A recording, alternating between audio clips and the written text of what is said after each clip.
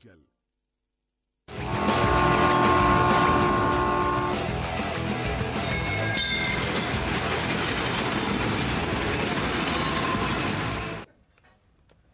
नमस्कार, स्वागत है आप सभी का डीडी न्यूज के इस खास बुलेटिन एक्सप्रेस 100 में, जहां हम आपके लिए लेकर आते हैं राजनीति, मनोरंजन, देश दुनिया, खेल और व्यापार जगत की सभी बड़ी खबरों को एक्सप्रेस यानी कि फटाफट अंदाज में। आपके साथ मैं हूं संध्या शर्मा। तो देखिए खबरें तेज रफ्तार से।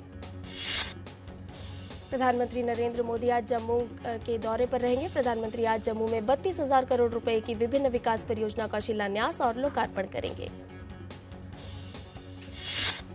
प्रधानमंत्री देश में 3 नए IIM यानी IIM जम्मू, IIM बोधगया और IIM विशाखापट्टनम का उद्घाटन करेंगे। इसके साथ ही पूरे देश में शिक्षा क्षेत्र को अधिक बढ़ावा देने के लिए IIT Bhilai, IIT Tirupati, IIIT DM Kanchipuram, IIM Kanpur जैसे कई महत्वपूर्ण शिक्षा संस्थानों का उद्घाटन और लोकार्पण करेंगे। अपने एक कार्यक्रम के दौरान प्रधानमंत्री जम्मू कश्मीर के लगभग 1500 नवनियुक्त सरकारी कर्मचारियों को नियुक्ति आदेश वितरित करेंगे। प्रधानमंत्री विकसित भारत विकसित जम्मू कार्यक्रम के तहत विभिन्न सरकारी योजनाओं के लाभार्थियों के साथ बातचीत भी करेंगे। पीएम मोदी देश में केंद्रीय विद्यालयों के 20 नए भवनों और 13 नए नवोदय विद्यालय भवनों का भी उद्घाटन करेंगे।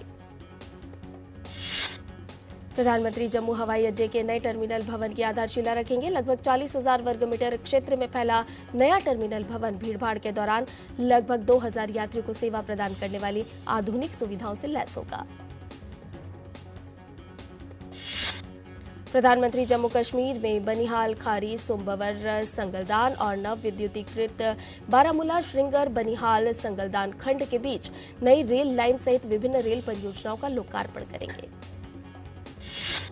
प्रधानमंत्री जम्मू को कटरा से जोड़ने वाले दिल्ली अमृतसर कटरा एक्सप्रेसवे के 2 पैकेज सहित महत्वपूर्ण सड़क परियोजनाओं की आधारशिला रखेंगे। प्रधानमंत्री जम्मू में common user facility petroleum depot विकसित करने की परियोजना की आधारशिला भी रखेंगे। प्रधानमंत्री नरेंद्र मोदी के जम्मू दौरे को लेकर IIS जम्मू के छात्रों में भी खासा उत्साह है। उन्होंने कहा कि जम्मू कश्मीर पीएम की प्राथमिकता में है, इसलिए यहाँ विकास हो रहा है। प्रधानमंत्री के दौरे को लेकर आम लोगों में भी खासा उत्साह है। उनका मानना है कि पीएम मोदी का यहां आना हमारे लिए सौभाग्य की बात है। प्रधानमंत्री नरेंद्र मोदी 22 फरवरी को अपने संसदीय क्षेत्र वाराणसी पहुंच रहे हैं। प्रधानमंत्री 23 फरवरी को अमूल के उस प्लांट का लोकार्पण करेंगे जिसका शिलान्यास उन्होंने 2 वर्ष पूर्व किया था। राष्ट्रपति द्रौपदी मुर्मू अंडमान और निकोबार द्वीप समूह की यात्रा पर हैं। राष्ट्रपति आज इंदिरा पॉइंट और कैंपवेल खाड़ी जाएंगी। वो सुभाष चंद्र बोस द्वीप भी जाएंगी और लाइट एंड साउंड शो देखेंगी। लोकसभा चुनाव को लेकर राजस्थान में बीजेपी सक्रिय हो चुकी है। केंद्रीय गृह एवं सहकारिता मंत्री अमित शाह आज राजस्थान दौरे पर रहेंगे। अमित शाह आज बीकानेर में लोकसभा चुनाव प्रबंधन समिति की बैठक में शामिल होंगे। उदयपुर में उनका एक कार्यकर्ता सम्मेलन और जयपुर में प्रबुद्ध जनों के साथ संवाद कार्यक्रम भी प्रस्तावित है। संदेश खाली की भयावहता पर रिपोर्टिंग करने वाले एक टीवी पत्रकार को पश्चिम बंगाल पुलिस सोमवार देर शाम उठा ले गई। केंद्रीय मंत्री अनुराग सिंह ठाकुर ने इसकी घोर निंदा की है। केंद्रीय मंत्री अनुराग सिंह ठाकुर ने कहा कि यह दुर्भाग्यपूर्ण है कि पत्रकारों को उस राज्य में महिलाओं के खिलाफ होने वाले अत्याचारों पर रिपोर्टिंग करने से रोका जा रहा है जिसकी सीएम एक महिला है। उन्होंने कहा कि पश्चिम बंगाल में पत्रकारों के खिलाफ बलपूर्वक कार्रवाई कोई नई बात नहीं है। पश्चिम बंगाल में अभिव्यक्ति की स्वतंत्रता का गला घोटना दुर्भाग्यपूर्ण है और लोकतंत्र की हत्या के समान है। मंत्री ने कहा कि पश्चिम बंगाल सरकार इस सच्चाई को छिपाने की कोशिश कर रही है कि ममता बनर्जी के शासन में महिलाएं असुरक्षित महसूस कर रही है। मंत्री ने कहा कि इससे बदतर कुछ नहीं हो सकता कि जो लोग महिलाओं के खिलाफ अत्याचार कर रहे हैं उन्हें संरक्षण दिया जा रहा है और मीडिया को चुप कराया जा रहा है। पश्चिम बंगाल के राज्यपाल डॉक्टर सीवी आनंद बोस ने संदेश खाली में स्थिति सामान्य बनाने और उस क्षेत्र की महिलाओं को सुरक्षित रखने के लिए राजभवन में शांति कक्ष खोला है। राज्यपाल के अनुसार अगर संदेश खाली की कोई भी महिला असुरक्षित महसूस करती है तो वह राजभवन में शांति कक्ष में रह सकती है। संदेश खाली मामले पर ममता बनर्जी, उनकी सरकार और राज्य की पुलिस सभी चौतरफा घिरे हुए हैं। राज्य में राष्ट्रपति शासन की मांग की जा रही है। संदेश खाली मामले पर न सिर्फ बीजेपी बल्कि एससी आयोग, महिला आयोग और तमाम एजेंसियां महिला उत्पीड़न और हिंसा की घटनाओं पर चिंतित है। संदेश खाली का मसला फिलहाल हाई कोर्ट में है और अदालत ने विपक्षी नेता शुवेंदु अधिकारी को सुरक्षा कर्मियों के साथ संदेश खाली जाने की इजाजत दे दी है, जिसके बाद आज शुवेंदु अधिकारी संदेश खाली जा रहे हैं। आपको बता दें कि संदेश खाली में धारा 144 लागू है। हाईकोर्ट ने शुवेंदु अधिकारी को निर्देश दिया है कि वो वहां किसी भी तरह का भड़काऊ भाषण नहीं देंगे। हल्द्वानी के बनभूलपुरा क्षेत्र से पूरी तरह से कर्फ्यू हटा दिया गया है। इस संबंध में जिलाधिकारी नैनीताल वंदना सिंह द्वारा आदेश जारी किया गया है। वंदना सिंह ने आदेश जारी करते हुए बताया कि 8 फरवरी को बनभूलपुरा में अतिक्रमण हटाने के दौरान हुई हिंसा के बाद जो दंगे भड़के थे, उसके बाद से क्षेत्र में लगी पाबंदियों को हटा दिया गया है। गृह मंत्री अमित शाह पर टिप्पणी करने के मामले में कांग्रेस नेता राहुल गांधी की आज पेशी है। सुल्तानपुर की स्थानीय अदालत में 2018 के मानहानि मामले में सुनवाई होगी। बीजेपी नेता विजय मिश्रा ने 2018 में केंद्रीय गृह मंत्री अमित शाह के खिलाफ आपत्तिजनक टिप्पणी करने के लिए राहुल गांधी के खिलाफ मानहानि का मुकदमा दर्ज किया था। सुप्रीम कोर्ट में आज फिर होगी चंडीगढ़ मेयर चुनाव को लेकर सुनवाई। आज कोर्ट में बैलेट पेपर पेश किया जाएगा। कल रिटर्निंग ऑफिसर अनिल मसीह ने अपना जुर्म कबूल कर लिया। सुप्रीम कोर्ट ने टिप्पणी की थी कि चंडीगढ़ मेयर चुनाव में रिटर्निंग ऑफिसर अनिल मसीह पर मुकदमा चलाया जाना चाहिए क्योंकि उन्होंने चुनाव प्रक्रिया में हस्तक्षेप किया है। सुप्रीम कोर्ट ने मामले की सुनवाई के दौरान खरीद फरोख्त पर चिंता व्यक्त करते हुए प्रस्ताव दिया कि दोबारा से चुनाव करवाए जाने के बजाय चंडीगढ़ मेयर इलेक्शन का रिजल्ट डाले गए वोटों के आधार पर किया जाए।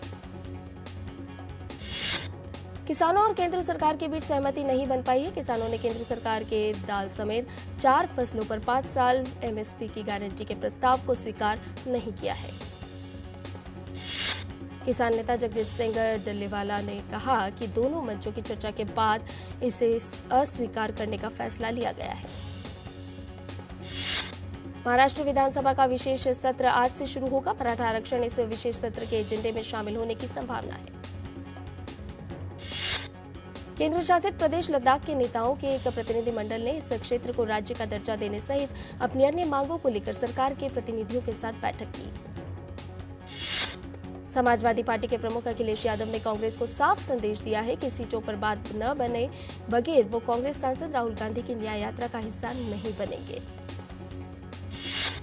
समाजवादी पार्टी ने लोकसभा चुनाव के लिए उत्तर प्रदेश में अब तक 27 उम्मीदवारों के नाम का ऐलान कर दिया है। कल पार्टी ने 11 सीटों पर उम्मीदवारों का ऐलान किया था।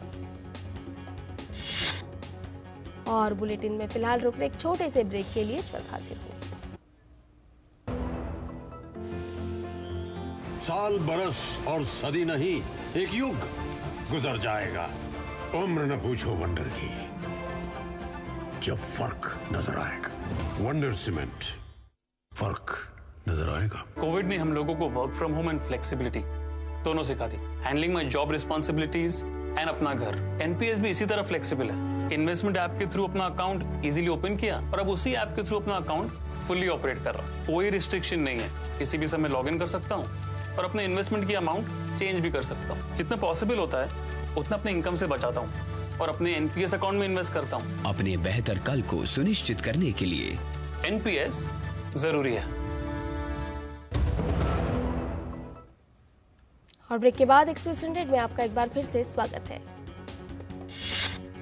तेलंगाना राज्य लोक सेवा आयोग ने कल शाम राज्य में ग्रुप 1 सेवाओं के पदों के लिए एक नई आधिकारिक अधिसूचना जारी की है। उम्मीदवार 23 फरवरी से 14 फरवरी तक आयोग की वेबसाइट www.tspsc.gov.in पर पदों के लिए आवेदन कर सकते हैं। प्रारंभिक परीक्षा इस वर्ष मई या जून के महीने में आयोजित होगी। प्रवेश पत्र परीक्षा से 7 दिन पहले जारी किया जाएगा। मुख्य परीक्षा इस वर्ष सितंबर या अक्टूबर महीने में आयोजित की जाएगी। राष्ट्रीय राजधानी दिल्ली में बेहतर वायु गुणवत्ता के मद्देनजर शहर में graded response action plan grab के अंतर्गत प्रदूषण विरोधी प्रतिबंध रद्द कर दिए गए हैं। वायु गुणवत्ता प्रबंधन आयोग की उप समिति ने कल पिछले साल 21 अक्टूबर से लगाए गए प्रतिबंधों की समीक्षा की और माना कि उपायों की अब आवश्यकता नहीं है क्योंकि दिल्ली में वायु गुणवत्ता सूचकांक 231 दर्ज किया गया था। पिछले 4 से 5 दिनों में दिल्ली के औसत वायु गुणवत्ता सूचकांक में काफी सुधार हुआ है और इस महीने की 15 तारीख से यह 300 से कम बना हुआ है। कल रात हुई बारिश के बाद आज सुबह 7 बजे वायु गुणवत्ता सूचकांक 211 दर्ज किया गया। राष्ट्रीय राजधानी दिल्ली के कुछ हिस्सों में बीती रात बारिश हुई है। मौसम विभाग ने पंजाब, हरियाणा, चंडीगढ़, दिल्ली, पश्चिमी उत्तर प्रदेश और राजस्थान के कुछ स्थानों पर हल्की से मध्यम वर्षा होने का अनुमान जताया है। वहीं हिमाचल प्रदेश और लद्दाख के कई हिस्सों में ताजा हिमपात हुआ है। लद्दाख में द्रास और हिमाचल प्रदेश के लाहौल स्पीति में बर्फबारी हुई है। कल केंद्र शासित प्रदेश जम्मू कश्मीर में हुई बारिश और बर्फबारी के कारण घाटी को देश के अन्य हिस्सों से जोड़ने वाला प्रमुख सड़क मार्ग बंद हो गया। घाटी के ऊपरी इलाकों में मध्यम से भारी बर्फबारी हुई। जम्मू कश्मीर में पुंछ पुलिस ने भारी बारिश और खराब मौसम के दौरान पुंछ के मंडी पहाड़ी क्षेत्र में लोगों को अलर्ट देने की एक लिए एडवाइजरी की घोषणा की है। पुलिस ने इलाके के लोगों को माइकिंग के जरिए सतर्क किया। कश्मीर में हुए ताजा हिमपात से पर्यटकों सहित स्थानीय लोगों के चेहरे खिल उठे हैं। राज्य के गुलमर्ग में पर्यटक स्कीइंग और एडवेंचर स्पोर्ट्स का लुत्फ उठा रहे हैं। लग्जरी गुड्स बनाने वाली दुनिया की 100 कंपनियों में 6 भारतीय नाम भी शामिल। इस सूची में मालाबार गोल्ड को 19वां स्थान मिला है। इसके बाद टाटा ग्रुप की इकाई टाइटन कंपनी को 24वां स्थान मिला है। वहीं आभूषण विनिर्माता कल्याण ज्वेलर्स और जॉय अलुकास को डेलॉइट वैश्विक लग्जरी सामान सूची 2023 में क्रमशः 46वां और 47वां स्थान मिला है। इस सूची में शामिल अन्य 2 भारतीय कंपनियां सेंको गोल्ड एंड डायमंड्स और थंगामाइल ज्वेलरी है। सीआईई ऑटोमोटिव ने दिसंबर 2023 में समाप्त तिमाही के नतीजे जारी कर दिए। मौजूदा वित्त वर्ष की तीसरी तिमाही में कंपनी घाटे से मुनाफे में आ गई है। नतीजों के साथ कंपनी ने अपने शेयर होल्डर्स के लिए डिविडेंड का भी ऐलान किया है। एनबीसीसी इंडिया ने एक एक्सचेंज फाइलिंग में जानकारी दी है कि कंपनी को कुल 369 करोड़ रुपए के 3 ऑर्डर मिले हैं। इन ऑर्डर्स में कंपनी को Rani Lakshmibai central agriculture university Jhansi के इंफ्रास्ट्रक्चर वर्क के लिए 331.9 करोड़ रुपए का ऑर्डर मिला है। टाटा ग्रुप की कंपनियां कर्नाटक में 2300 करोड़ रुपए के निवेश करेगी। इसके लिए कर्नाटक सरकार ने एक मेमोरेंडम ऑफ अंडरस्टैंडिंग पर साइन किया है। यस बैंक में 24.78 करोड़ शेयरों में बड़ा सौदा देखने को मिला है। इस लार्ज ट्रेड की कुल वैल्यू 674 करोड़ रुपए बताई गई है। यह डील 27.05 रुपए से 28 रुपए प्रति शेयर के भाव पर हुई है। इन सौदों के बाद शेयर में बड़ी गिरावट देखने को मिली है। जेएसडब्ल्यू स्टील ऑस्ट्रेलिया की कंपनी व्हाइट हेवन कोल की एक कोयला खदान में 20% हिस्सेदारी करीब $1 अरब में खरीदने के लिए बातचीत कर रही है। आर्टिफिशियल इंटेलिजेंस पर शुरुआती दौर में अरबों डॉलर का दाव लगाने वाले सॉफ्टबैंक के संस्थापक और मुख्य कार्यकारी मासाइशो सन 2024 में भारत में एआई केंद्रित फर्मों पर निवेश की शुरुआत करने वाले हैं। टीवीएस मोबिलिटी और मित्सुबिशी ने 300 करोड़ रुपए की साझेदारी की। टीवीएस मोबिलिटी और जापानी मित्सुबिशी कॉर्पोरेशन ने रणनीतिक साझेदारी का ऐलान किया। आईसीआईसीआई बैंक ने अपनी फिक्स डिपॉजिट पर दी जाने वाली ब्याज दरों में बदलाव किया है। बैंक की तरफ से दी गई जानकारी के मुताबिक नई दरें 17 फरवरी से प्रभावी हो गई हैं। देश का चीनी उत्पादन चालू विपणन वर्ष 2023-24 में 15 फरवरी तक 2.48% घटकर 2.236 करोड़ टन रह गया। एक साल पहले समान अवधि में यह 2.293 करोड़ टन था। महामारी के संकट से उभरा दुबई का इंटरनेशनल एयरपोर्ट। आंकड़ों के अनुसार 2023 में दुबई इंटरनेशनल एयरपोर्ट से 8.69 करोड़ यात्रियों ने यात्रा की, जबकि 2019 में यह आंकड़ा 8.63 करोड़ था। पेटीएम के शेयर में सोमवार को लगातार दूसरे दिन कारोबारी सत्र में उछाल आया, मगर ब्रोकरेज फर्म जेफरीज ने पेटीएम 197 कम्युनिकेशंस के लिए कवरेज बंद कर दिया। ब्रोकरेज फर्म ने पहले फिनटेक कंपनी को अंडर परफॉर्म रेटिंग दी थी। मिस इन्फॉर्मेशन कॉम्बेट अलायंस और मेटा ने व्हाट्सएप पर तथ्य जांच हेल्पलाइन शुरू करने की घोषणा की है। डीप फेक का इस्तेमाल अक्सर लोगों को धोखा देने या गलत सूचना फैलाने के लिए किया जाता है। इलेक्ट्रिक दोपहिया कंपनी प्योर ईवी ने निवेशकों के एक समूह से 80 लाख अमेरिकी डॉलर जुटाए हैं। प्योर ईवी ने एक बयान में कहा कि वह वर्तमान में एक विदेशी संस्थागत निवेशक की भागीदारी के साथ 2.5 करोड़ डॉलर की राशि के अपने सीरीज A1 वित्त पोषण राउंड के समापन के अंतिम चरण में है। कैलेंडर वर्ष 19 के महामारी से पहले के स्तर की तुलना में कैलेंडर वर्ष 2023 के दौरान भारत में हल्के वाहनों की बिक्री में 35% की वृद्धि देखी गई है। दुनिया के 2 फेमस मोटरसाइकिल निर्माता हार्ले डेविडसन और ट्रायम्फ को भारत में अपना सफर शुरू किए हुए 7 महीने हो गए हैं। भारतीय मार्केट में फर्राटा भरने के लिए हार्ले डेविडसन ने हीरो मोटोकॉर्प और ट्रायम्फ ने बजाज ऑटो को अपना पार्टनर चुना है। जीपीटी हेल्थकेयर लिमिटेड ने अपने आईपीओ के लिए 177 से 186 रुपए प्रति शेयर का मूल्य दायरा तय किया है। कावासाकी इंडिया ने Z650 RS का अपडेटेड वर्जन भारतीय बाजार में लॉन्च किया है। रेट्रो स्टाइल वाली बाइक की कीमत 6.99 लाख रुपए। ये एक मिडिल वेट मोटरसाइकिल है जो मॉडर्न और क्लासिक एलिमेंट को एक साथ जोड़ती है। विस्थापन और हिंसा की मार झेल रहा अफ्रीकी देश सूडान लगातार मानवीय संकट का सामना कर रहा है। विश्व खाद्य कार्यक्रम के अनुसार लगभग 2.5 करोड़ लोग भूख और कुपोषण का सामना कर रहे हैं। सूडान में पिछले अप्रैल में शुरू हुआ सशस्त्र सैन्य बलों और अर्धसैनिक बलों के बीच हिंसक टकराव अभी भी जारी है। विश्व खाद्य कार्यक्रम के अनुसार 3.8 करोड़ सूडानी बच्चे कुपोषित हैं। अफगानिस्तान के नूरगाराम जिले के नकराह गांव में बारिश के बाद पहाड़ खिसकने की घटना सामने आई। इस आपदा की चपेट में करीब 15 से 20 घर आए हैं।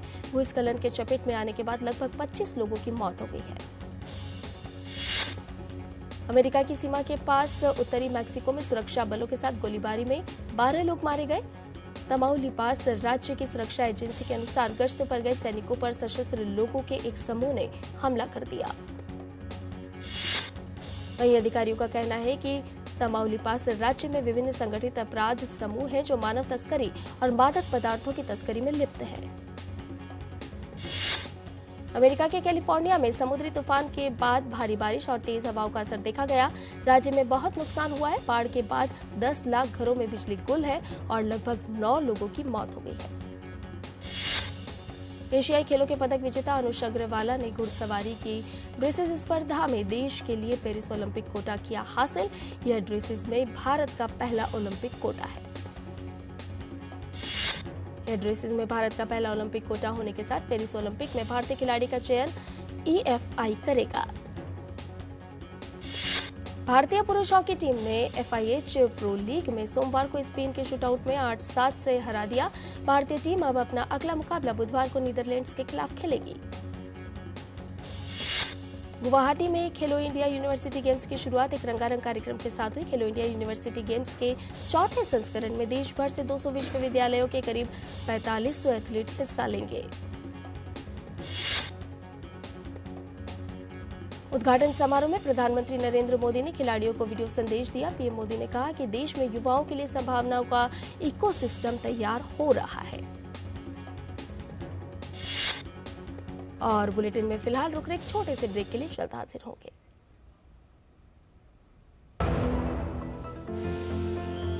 साल बरस और सदी नहीं, एक युग गुजर जाएगा। उम्र न पूछो वंडर की, जब फर्क नजर आएगा। वंडर सीमेंट, फर्क नजर आएगा। टेक स्टार्टअप सॉलिड था, प्लान था कड़क, करना था समथिंग ग्रेट, पर शुरू से प्रॉब्लम्स ने घेरा यूं कि बिजनेस हुआ अपना लम्बेट। बिजनेस गुरु की जरूरत थी खास, सीधे गए SBI स्टार्टअप ब्रांच पे तो खुल गया success. Startup advisory and support SBI startup branch पे। और ब्रेक के बाद एक्सप्रेस 100 में आपका एक बार फिर से स्वागत है। भारतीय महिला हॉकी टीम की कोच जैनेक शॉपमैन ने खेल के प्रशासकों पर भेदभावपूर्ण व्यवहार का आरोप लगाया है। उन्होंने कहा कि मुख्य कोच का पद संभालने के बाद से वह बिल्कुल अकेला महसूस कर रही हैं। नई दिल्ली में 43वीं एशियन ट्रैक साइकिलिंग चैंपियनशिप का आयोजन होने जा रहा है। 21 फरवरी से 26 फरवरी तक आयोजित होने वाली इस प्रतियोगिता में एशिया की कई दिग्गज टीम हिस्सा लेगी। रेलवे ने रणजी ट्रॉफी सीजन में एक ऐतिहासिक जीत हासिल की। उन्होंने त्रिपुरा के खिलाफ टूर्नामेंट के इतिहास का सबसे बड़े लक्ष्य का पीछा किया। इंग्लैंड क्रिकेट टीम के कप्तान बेन स्टोक्स आखिरी 2 टेस्ट मैचों में टीम के लिए कर सकते हैं गेंदबाजी। नेट्स में गेंदबाजी की प्रैक्टिस की। श्रीलंका ने अफगानिस्तान के खिलाफ 3 मैच की T20 सीरीज में 2-0 की अजय बढ़त बना ली है। टीम ने दूसरे T20 मुकाबले में 72 रन से अपने नाम किया। नपोली फुटबॉल क्लब ने वॉल्टर मजारी को मैनेजर के पद से हटाया। 3 महीने पहले ही मिली थी जिम्मेदारी। स्लोवाकिया के फ्रांसिस्को कैल्जोना को दी गई जिम्मेदारी। क्रिस्टल पैलेस ने ओलिवर ग्लासनर को अपना नया मैनेजर नियुक्त किया। ग्लासनर का क्लब के साथ अनुबंध जून 2026 तक रहेगा। सनडरलैंड की टीम ने कोच माइकल बिल को उनके पद से हटाया। सिर्फ 12 मैचों के बाद लिया फैसला। एटलेटिको मैड्रिड और इंटर मिलान के बीच आज देर रात चैंपियन लीग के राउंड ऑफ 16 के पहले लेग का मैच खेला जाएगा। इंग्लिश प्रीमियर लीग में एवर्टन और क्रिस्टल पैलेस के बीच खेला गया मुकाबला 1-1 से रहा ड्रॉ। एवर्टन के लिए अमादा ओनाना का सीजन का तीसरा गोल। रकुलप्रीत सिंह और जैकी भगनानी बहुत जल्दी शादी के बंधन में बंधे जा रहे हैं। शादी की फुल सिक्योरिटी के लिए 1 मैन आर्मी का सिलेक्शन किया गया है।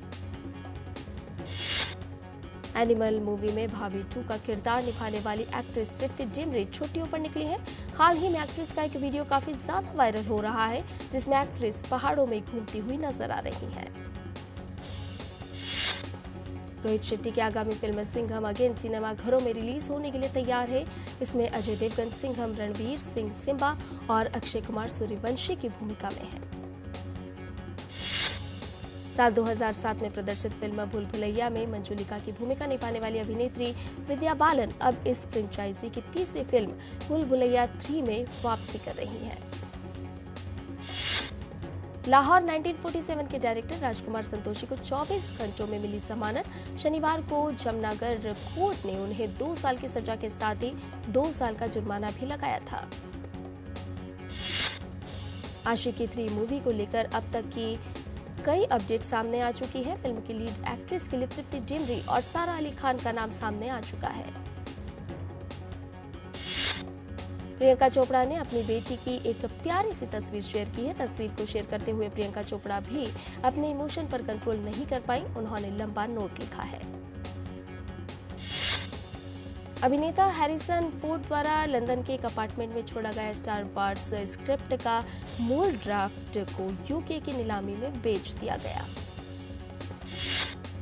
3 बार के ग्रैमी पुरस्कार विजेता संगीतकार रिकी केज और मिथुन पहली Indo Hollywood musical film millionaires of love के साथ काम करने जा रहे हैं। मुंबई में इस फिल्म की घोषणा की गई। शाहिद कपूर और कृति सेनन स्टारर फिल्म तेरी बातों में ऐसा उलझा जिया का बॉक्स ऑफिस पर शानदार प्रदर्शन जारी है। रिलीजिंग के 1 सप्ताह बाद फिल्म का ग्लोबल कलेक्शन 100 करोड़ पार कर चुका है। और एक्सप्रेस न्यूज में फिलहाल इतना ही। हमें दीजिए इजाजत।